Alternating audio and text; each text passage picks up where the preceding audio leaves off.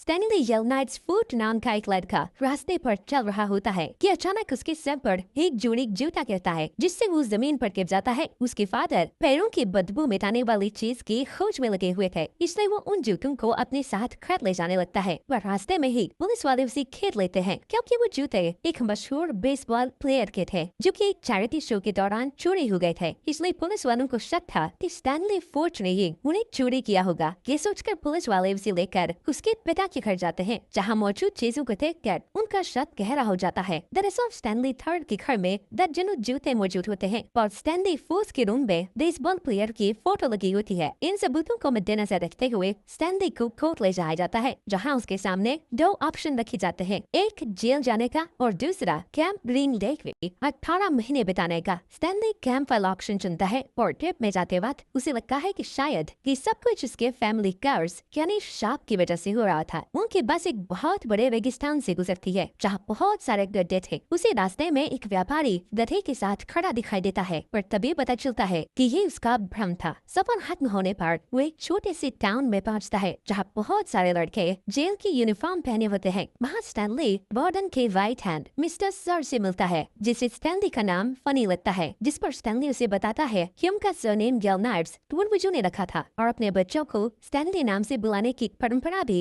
उन्हीं ने शुरू की थी। लेकिन मिस्टर सर को उसकी बातों में कोई इंटरेस्ट नहीं होता है और वो उसे वहाँ के नियम और कानून समझाने लगता है, जिसके मुताबिक वहाँ पर न तो कोई टाइम देखने के लिए खड़ी थी और न ही आसपास कोई घेराव था तो दूर दूर तक सिर्फ रेगिस्तान, जहाँ बूंद भर भी पानी नहीं था। और यही वजह थी कि कोई दीवार या कैद न होने के बावजूद भी कोई कैदी यहाँ से भागने की हिम्मत नहीं कर पाता था। बहरहाल स्टैनली को 2 जोड़े कपड़े दिए जाते हैं और साथ में एक फावड़ा दिया जाता है, जिससे स्टैनली को रोज एक 5 फीट गहरा गड्ढा खोदना होगा। उसकी गहराई नापने के लिए वो फावड़े का इस्तेमाल कर सकता है। वो गड्ढा खोदने में जितनी देर लगाएगा उतनी ही देर उसे सूरज की धूप में तपना पड़ेगा। साथ ही उसे रैटल स्नेक और येलो स्पॉटेड लिजर्ड से भी बचना होगा, क्योंकि ये दोनों ही खतरनाक जानवर थे जो उसकी जान दे ले सकते थे। इसके बाद स्टैनली कैंप के काउंसलर डॉक्टर पेंडांस्की से मिलता है, जो उसे पूरे एरिया का चक्कर लगाकर बताता है कि वहाँ का रूल नंबर 1 ये है कि वार्डन को परेशान न किया जाए, वरना नतीजे बहुत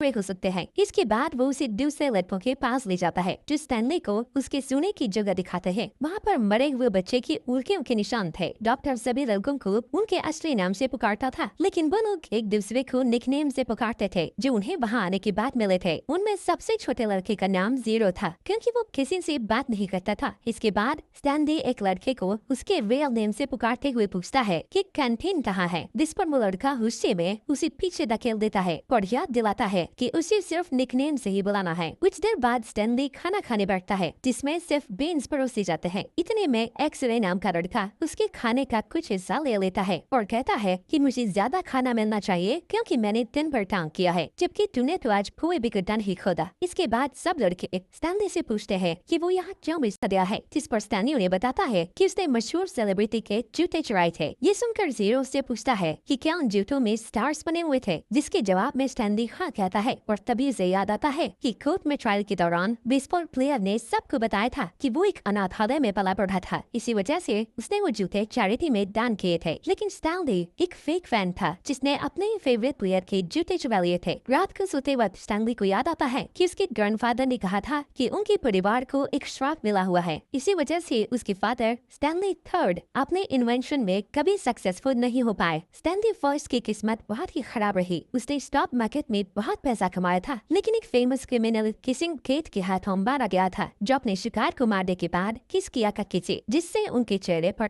उसके लिपस्टिक के निशान रह जाते थे। लेकिन उसने स्टैनली के चेहरे पर किस नहीं किया था, बल्कि उसके खजाने को लूट कर उसे रेगिस्तान में तन्हा छोड़कर चली गई थी। अब सीन प्रेजेंट में आ जाता है, जहाँ सुबह होने से पहले ही लड़कों को जगह दिया जाता है। उन्हें नाश्ते में टॉर्टिया खाने को मिलता है। उसके बाद काम पर जाने के लिए एक एक फावड़ा चुनने को कहा जाता है, और जैसे ही स्टैनली एक फावड़ा चुनता है, एक्सरे उसके हाथ से फावड़ा छीन लेता है। तब उसे पता चलता है कि वो छोटा फावड़ा एक्सरे यूज किया करता था और अपनी जगह किसी और को देने नहीं देता था। फिर वो सब गड्ढा खोदने वाली जगह पर पहुंच जाते हैं और तभी मिस्टर सर स्टैनली को बताता है कि गड्ढा खोदते वक्त अगर तुम्हें कोई भी इंटरेस्टिंग चीज नजर आए तो तुरंत मुझे खबर कर देना। अगर वो चीज मुझे पसंद आ गई तो उस दिन के लिए तुम्हें काम से छुट्टी मिल जाएगी। इसके बाद वो उसे ये भी बताता है कि गड्ढा किसी खास मकसद के लिए नहीं खुदवाया जाता, बल्कि ये सब सब तुम लोगों को सुधारने के लिए किया जा रहा है। इसके बाद सभी लड़के काम में लग जाते हैं और अपने अपने गड्ढों से निकले हुए टेस्ट को बाहर फेंकने लगते हैं, जो कभी कभी स्टैनली के गड्ढे में गिर जाता था। स्टैनली उन्हें ध्यान से काम करने को कहता है, जिस पर वो लोग उसका मजाक उड़ाते हैं। गड्ढा खुद के वक्त स्टैनली को एक बार फिर से अपने परिवार के श्राप का ख्याल आता है। उसके पूर्वज एलिया ने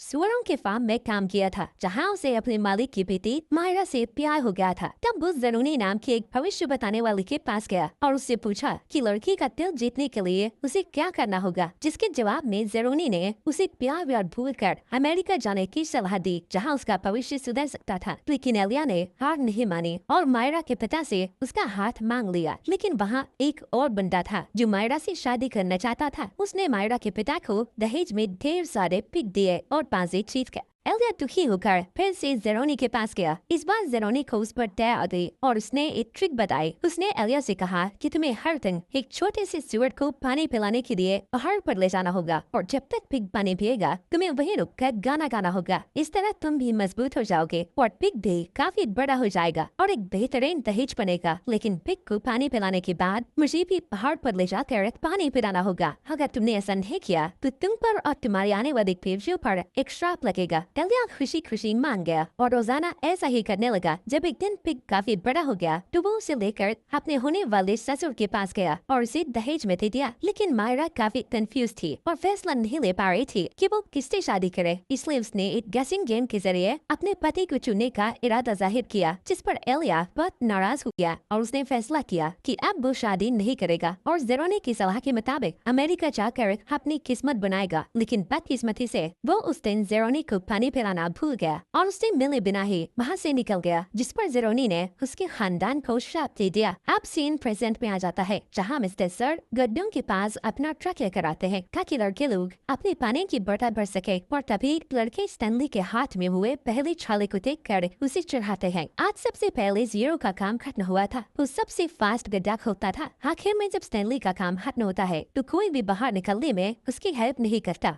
उसे खुद ही बाहर निकलने का हुनर भी सीखना पड़ता है। जब वो वापस टाउन में आ जाता है तो देखता है कि मिस्टर सर उस पर बंदूक काने खड़े हैं, पर असल में वो एक येलो स्पॉटेड लिजर्ड पर निशाना लगा रहे थे। उनका निशाना चुप जाता है और लिजर्ड जंप मारकर स्टैनली पर अटैक करने जाती है। लेकिन तभी मिस्टर सर दोबारा गोली चलाते हैं और इस बार लिजर्ड मर जाती है। दिन बीतने लगते हैं और धीरे धीरे स्टैनली वहाँ की जिंदगी का आदी हो जाता है। वो रोज सुबह जल्दी उठता है, नाश्ते में वही बीन्स खाता है और उसके बाद काम पर चला जाता है, जहाँ दिन भर गड्ढे खोदते हुए उसके हाथों में और ज्यादा फफूंदे पड़ने लगते हैं। कई बार खतरनाक जानवरों से उसका सामना भी होता है, तो कभी बाथरूम में शावर काम नहीं करता। इन सब परेशानियों के अलावा दूसरे लड़के भी उसे परेशान करते रहते हैं, उसका मजाक उड़ाते हैं और उसे सफ्ती कहकर चिढ़ाते हैं। स्टैनली हमसे पुलिस कर अपनी मुसीबतें बढ़ाना नहीं चाहता था, इसलिए शांत रह जाता है और जब वो अपने माम को खत लिखता है तो उसे बताता है कि वो वहाँ बहुत एंजॉय कर रहा है और वो एक नॉर्मल समर कैंप की तरह बहुत ही बढ़िया जगह है। एक दिन शाम को गड्ढा खोदते हुए स्टैनली को एक फॉसिल मिलता है, जिसे वो पेंडांस्की के पास लाता है। लेकिन डॉक्टर कहता है कि वार्डन को फॉसिल से कोई मतलब नहीं है। फिर वो उसे बताता है कि इस एरिया में कभी झील हुआ करती थी और इसके चारों तरफ फैली हुई जमीन वार्डन के ग्रैंडफादर की थी। और इसी के साथ मूवी फ्लैशबैक में चली जाती है, जहाँ दिखाई जाता है कि वो एरिया कभी हरा भरा और खुशहाल हुआ करता था, जहाँ सैम नाम का एक व्यापारी अपनी गाड़ी में प्याज बेचने के लिए अक्सर आया करता था। उसकी गाड़ी को गधे खींचते थे। वो दावा करता था कि इसके प्याज जानलेवा बीमारियों का इलाज कर सकते हैं और खतरनाक चिपकलियों से भी बचा सकते हैं। सैम को वहाँ की एक लोकल टीचर कैथरीन पर क्रश था, जिसके लिए वो प्याज से बना एक खास किस्म का नाश्ता लाया करता था, जिसके बदले में वह उसे जार भरकर बेच दिया करती थी। गाँव के सभी मर्दों को कैथरीन पसंद थी और कैथरीन का सैम को इतनी इम्पोर्टेंस देना उन्हें बिल्कुल पसंद नहीं था। एक दिन बारिश के कारण स्कूल की छत टपकने लगती है और कैथरीन बच्चों को वापस घर भेज देती है। तभी सैम छत ठीक करने में उसकी हेल्प करता है। इससे सैम को उसके साथ काफी वक्त बिताने को मिलता है। इस बात से खुश होकर उस स्कूल के दूसरे हिस्से भी रिपेयर करने लगता है। तभी वो नोटिस करता है कि शाम को बड़ों की क्लास में बहुत सारे स्टूडेंट कैथरीन को ताने मार रहे हैं, जिनमें से एक वार्डन का ग्रैंडफादर वॉकर भी था, जो कैथरीन को बाहर मिलने के लिए बुलाता है। लेकिन कैथरीन मना कर देती है, जिससे वो काफी नाराज हो जाता है। देखते ही देखते स्कूल की बिल्डिंग बहुत खूबसूरत बन जाती है, पर सैम का गधा कहीं खो जाता है, इसलिए वो एक बोट खरीद लेता है। एक दिन बारिश के दोपहर में सैम और कैथरीन कैथरीन एक दूसरे को किस कर रहे होते हैं और तभी वॉकर उन्हें देख लेता है और पूरे टाउन में ये खबर फैला देता है। थोड़ी ही देर में सारे गांव वाले इकट्ठा हो जाते हैं और सजा के तौर पर स्कूल कूद जला देते हैं। कैथरीन दौड़ती हुई पुलिस के पास जाती है जो उस वक्त नशे में धुत था। वो कैथरीन को किस देने के लिए कहता है। कैथरीन उसे धक्का देकर दूर कर देती है जिस पर वो उसे धमकाता है कि अलग जाति वालों से रिलेशनशिप रखना गैर कानूनी है, इसके लिए सैम पर मुकदमा चलेगा। कैथरीन डर जाती है और सैम को वार्न करने के लिए दौड़ती हुई उसके पास जाने लगती है, पर तब तक देर हो चुकी थी क्योंकि गांव वालों ने बोट में बैठे सैम को गोली मारकर खत्म कर दिया था। कुछ देर बाद कैथरीन वापस आती है और पुलिस को गोली मारकर खत्म कर देती है। इसके बाद उसे किस करती है जो कि वो जीते जी चाहता था। उस दिन कैथरीन टाउन छोड़कर चली जाती है और किसिंग केट के नाम से मशहूर हो जाती है। मूवी फिर से प्रेजेंट में आ जाती है जहाँ पर एक्स-रे स्टैनली के पास आकर उससे कहता है कि अगली बार अगर उसे कोई भी चीज मिले तो पहले उसके पास ले आए। बाद में स्टैनली का सामना एक परेशान करने वाले लड़के से होता है और दोनों के बीच लड़ाई होने ही वाली होती है कि तभी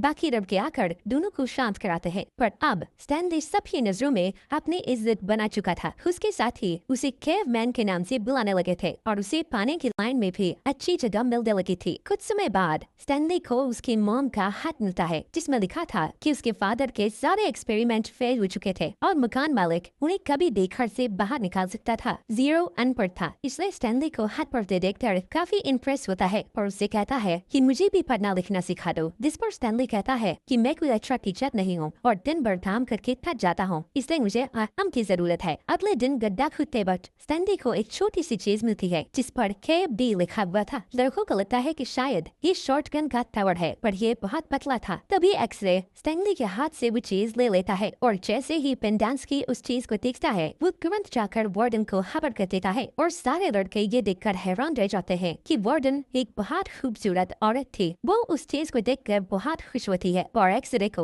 उस दिन की छुट्टी दे देती है और बाकी लड़कों से एक्स-रे के गड्ढे के आसपास का पूरा एरिया खोद डालने को कहती है। इसलिए उस दिन लड़कों को दूसरे दिनों के मुकाबले ज्यादा काम करना पड़ता है, लेकिन फिर भी उन्हें कोई चीज नहीं मिलती क्योंकि वो गलत जगह थी। अगले कुछ दिनों तक लड़के उसी टनल को खोदते रहते हैं जो उन्होंने क्रिएट किया था, पर उन्हें वहाँ एक छोटे सी डायल के अलावा और कुछ भी नहीं मिलता। आखिरकार वार्डन उन्हें उनके इंडिविजुअल गड्ढे खोदने को कह देती है जैसा कि वो पहले से करके आ रहे थे। अगले दिन जब मिस्टर सर लड़कों की बोतलें भर रहा होता है तब एक लड़का उसके ट्रक से सनफ्लावर के बीजों का बैग चुरा लेता है और उसके जाते ही सब लड़के उन बीजों को आपस में बांटने लगते हैं। पर बदकिस्मती से मिस्टर सर जल्दी ही नोटिस कर लेते हैं कि बैग गायब है और वो ट्रक मोड़कर वापस वहाँ आ जाते हैं। लड़के जल्दी जल्दी बीजों को छुपाने लगते हैं और तभी गलती से वो बैग स्टैनली के पैरों पर गिर जाता है। इसलिए वो बैग को रेत के अंदर छुपाने की पूरी कोशिश करता है, लेकिन फिर भी मिस्टर सर बैग को देख लेता है और तब अपने दोस्त को बचाने के लिए स्टैनली झूठ बोल देता है कि ये चोरी मैंने खुद किया है। ये देखकर सब लड़के शॉक रह जाते हैं। इसके बाद मिस्टर सर स्टैनली को सजा देने के लिए वार्डन के पास लेकर आता है। उसकी ऑफिस के अंदर किसिंग केट के बहुत सारे पोस्टर लगे हुए थे। अभी वो उन पोस्टर्स को देख ही रहा था कि अभी वार्डन उसे अपने नेल पॉलिश दिखाने लगती है जिसे उसने रेटो स्नेक के जहर से बनाया था। अपने नाखूनों पर नेल पॉलिश लगाने के बाद वार्डन मिस्टर सर को थप्पड़ मारती है क्योंकि उसने सनफ्लावर सीड्स जैसी मामूली चीज के लिए स्टैनली का गड्ढा खोदना रुकवा दिया था। इसके बाद वो स्टैनली को वापस काम पर भेज देती है और जब वो खुदाई करने वाले एरिया में वापस आता है तो सभी लड़के उसे हीरो की तरह ट्रीट करते हैं। स्टैनली देखता है कि जीरो ने उसके हिस्से का गड्ढा भी खोद दिया है। इससे खुश होकर वो उसे पढ़ाने के लिए तैयार हो जाता है। अगली बार जब मिस्टर सर आता है तो वो लोग देखते हैं कि उसके चेहरे पर 2 खतरनाक निशान थे जो वार्डन के नेल से बने थे। मिस्टर सर स्टैनली से इतना नाराज था कि वो उसको खाना पानी तक नहीं देता। इधर स्टैनली सोचता है कि ऑफिस में उसने जो कुछ देखा था उससे तो यही लगता था कि जो पतली सी क्यूब उसे गड्ढे में मिली थी वो शायद किसिंग केट की लिपस्टिक थी। तभी फ्लैशबैक में दिखाया जाता है कि केट सिर्फ उन्हीं लोगों को मारती है जो सैम की मौत और स्कूल की बर्बादी के लिए जिम्मेदार थे, पर उसने बहुत सारा खजाना लूटा था। स्टैनली फर्स्ट से खजाने की पेटी लूटने के बाद उसने उसे वहाँ गाड़ दिया था जहाँ कभी झील हुआ करती थी। इसके बाद जब वो आराम कर रही थी तभी वहाँ वॉकर और उसके वाइफ आ जाते हैं। वो दोनों पैसों के लिए बेचैन हो रहे थे क्योंकि सैम के मरने के बाद वो जेल सूख चुकी थी और पूरा टाउन भी बर्बाद हो चुका था। केट चाहती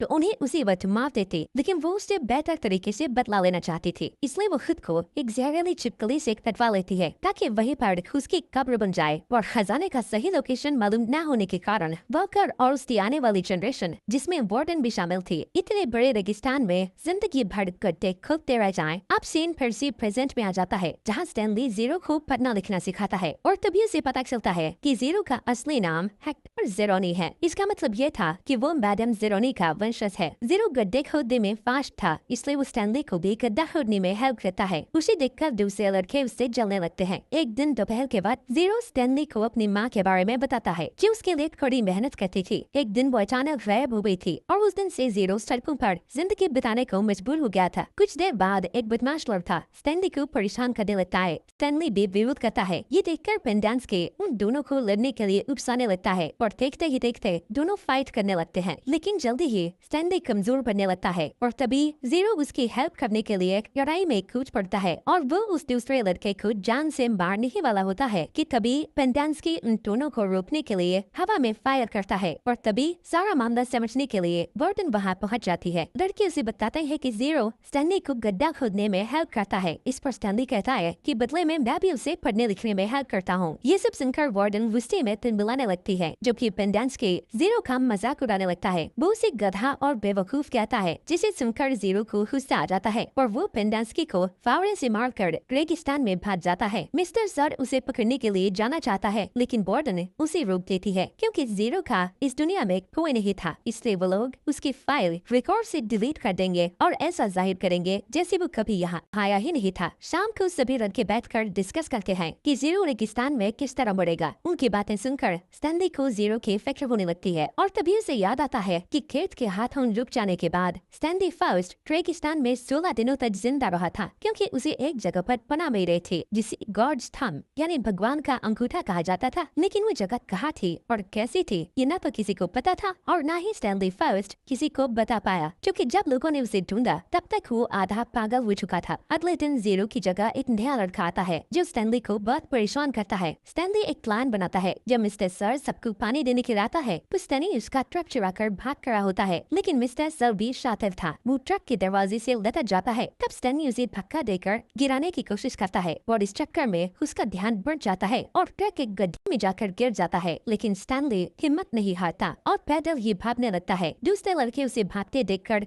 खुशी से चिल्लाने लगते हैं। जब वार्डन को उसके भागने की खबर मिलती है तो वो मिस्टर सर से कहता है कि उसके गुमशुदा होने की रिपोर्ट 2 हफ्ते बाद भेजेंगे। तब तक उसकी लाश भी सड़ गल चुकी होगी और हमें ढूंढने की जरूरत भी नहीं पड़ेगी। उधर तपती धूप में स्टैनली चलता रहता है। रास्ते में मिलने वाली सभी खतरनाक चिकनियों को इग्नोर करके वो आगे बढ़ रहता है। आखिरकार उसे सैम का बूट दिख जाता है जिसके नीचे थका हारा सा जीरो पड़ा था। वो पीच के बने उस जैम को खाकर जिंदा था जो केट ने सैम को दिए थे। स्टैनली भी थोड़ा जैम खाता है और तभी उसकी नजर एक पहाड़ पर पड़ती है जो अंगूठी जैसा दिखता था और उसे याद आता है कि शायद यही वो जगह थी जहाँ उसका पूर्वज स्टैनली फर्स्ट ठहरा था। अब वो दोनों उस भूख को छोड़कर पहाड़ पर चढ़ने लगते हैं जो काफी मेहनत का काम था। अचानक स्टैनली फिसक कर गिरने लगता है, पर तभी जीरो फुर्ती से उसकी तरफ बढ़ता है और अपने फावड़े की मदद से उसे उठाने में हेल्प करता है। लेकिन ऐसा करते हुए जीरो के हाथ पर चोट लग जाती है। तब स्टैनली उसकी मरहम पट्टी कर देता है। इसके बाद दोनों लड़के फिर से चलने लगते हैं, पर जल्दी ही जीरो कमजोर होकर गिर जाता है। लेकिन तभी स्टैनली उसे पकड़कर नीचे रुकने से बचा लेता है, पर अब तक जीरो बहुत थक चुका था, इसलिए वो आगे चलने से इनकार कर देता है। लेकिन स्टैनली भी हार नहीं मानता और अपने दोस्त को पीठ पर लाद कर पहाड़ पर चढ़ने लगता है, ठीक उसी तरह जिस तरह उसके पूर्वज एल या पिग को पीठ पर लाद कर पहाड़ पर चढ़ते थे। धीरे धीरे स्टैनली को वहाँ कुछ हरियाली दिखने लगती है, साथ ही पानी का एक छोटा सा झरना भी दिखता है। तभी उसकी नजर सैम के प्याजों पर पड़ती है और वो तुरंत जीरो को जगाता है। इसके बाद दोनों जी भरकर प्याज खाते हैं और पानी पीते हैं। स्टैनली अचानक खूब गाना गुनगुनाने लगता है जो उसके परिवार वाले पीढ़ियों से गाते आ रहे थे। स्टैनली को पता नहीं था कि ये वही पिग वाला सॉन्ग है जो कभी एलिया ने गाया था। स्टैनली ने जेरोनी परिवार के वंशज जीरो की जान बचाई थी, जिसके कारण मैडम जेरोनी की आत्मा को शांति मिल गई थी और स्टैनली परिवार पर से श्राप भी उठ गया था। इधर श्राप उठा, इधर स्टैनली थर्ड का इन्वेंशन कामयाब हो गया। उसने प्याज और पीच के कॉम्बिनेशन से एक ऐसा फार्मूला तैयार किया जिससे पैरों की बदबू से छुटकारा मिल सकता है। उसकी इस कामयाबी पर पूरा परिवार जश्न मनाता है। अगले दिन सुबह जीरो कन्फेस करता है कि जूते उसने ट्रैक थे। उसने देखा था कि वो जूते उस शेल्टर को डोनेशन के तौर पर मिले थे जहाँ वो रहता था। उसे पता नहीं था कि वो जूते फेमस हैं, इसलिए वो उठाकर भाग रहा था कि पुलिस उसके पीछे पड़ गई और तभी अपनी जान बचाने के लिए उसने जूते ब्रिज के ऊपर से फेंक दिए जो स्टैनली के सर पर जाकर गिरे। जबकि जीरो अगले ही दिन दूसरी जगह जूते चुराते हुए पकड़ा गया। ये सब सुनकर स्टैनली कहता है कि जो किस्मत में लिखा था वो हो चुका, अब उस पर ज्यादा सोचने का कोई फायदा नहीं। नेक्स्ट सीन में स्टैनली की लॉयर उसे रिहा कराने एक कैंप जाती है क्योंकि कोर्ट को पता चल चुका था कि स्टैनली बेकसूर है, लेकिन वार्डन उसे वहाँ से भगा देती है। वो जाते हुए कहती है कि अगली बार मैं अपने साथ पुलिस वालों को लेकर आऊंगी। अब फिर से स्टैनली और जीरो को दिखाया जाता है, जो थोड़ा आराम करने के बाद वापस उसी खुदाई वाले एरिया में पहुंच जाते हैं और उस गड्ढे को ढूंढने लगते हैं जहाँ स्टैनली को लिपस्टिक मिला था। जैसे ही उन्हें वो गड्ढा मिलता है, वो दोनों वहाँ खुदाई करने लग जाते हैं और फाइनली उन्हें वो संदूक मिल जाता है जिसके अंदर खजाना भरा हुआ था। उसी वक्त वार्डन और मिस्टर सर को खबर लगती है तो दोनों वहाँ दौड़े आते हैं, लेकिन तभी ढेर सारी जहरीली छिपकलियां उन दोनों लड़कों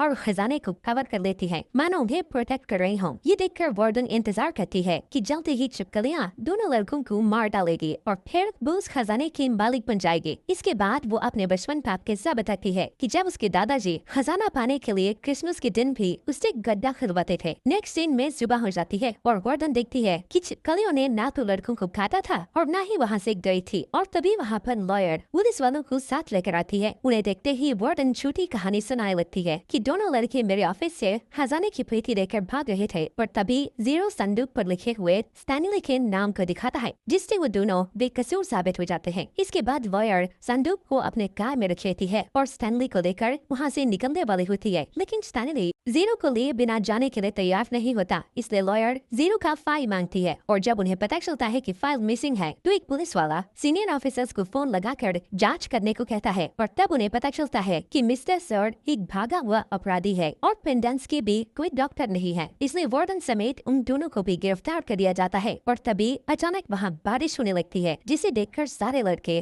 खुशी से झूमने लगते हैं। कुछ दिनों बाद स्टैनली और जीरो अपने फैमिली के सामने खजाने का बक्सा खोलते हैं, जिसके अंदर से ढेर सारा खजाना और कुछ शेयर्स निकलते हैं। स्टैनली खजाने में से कुछ हिस्सा जीरो को देने की बात करता है, जिस पर उसके परिवार वाले एग्री हो जाते हैं। जीरो उन पैसों की मदद से कुछ प्राइवेट डिटेक्टिव हायर करता है जो उसकी माँ को ढूंढ निकालते हैं और फिर वो अपनी माँ से मिलकर बहुत खुश होता है। कुछ दिनों बाद सरकार उस कैंप को बंद कर देती है और लड़कों को काउंसलिंग के लिए भेज दिया जाता है। इधर स्टैनली और जीरो का परिवार एक दूसरे का पड़ोसी बन जाता है, जो एक अच्छे लोकेलिटी में रहने लगते हैं। उनके कैंप वाले दोस्त बीच बीच में उनसे मिलने आते रहते हैं। स्टैनली थर्ड का इन्वेंशन जबरदस्त कामयाबी पा लेता है और फेमस बेसबॉल प्लेयर अब उसके एड में काम करने लगता है और इसी के साथ ये अमेजिंग मूवी यहीं पर खत्म हो जाती है।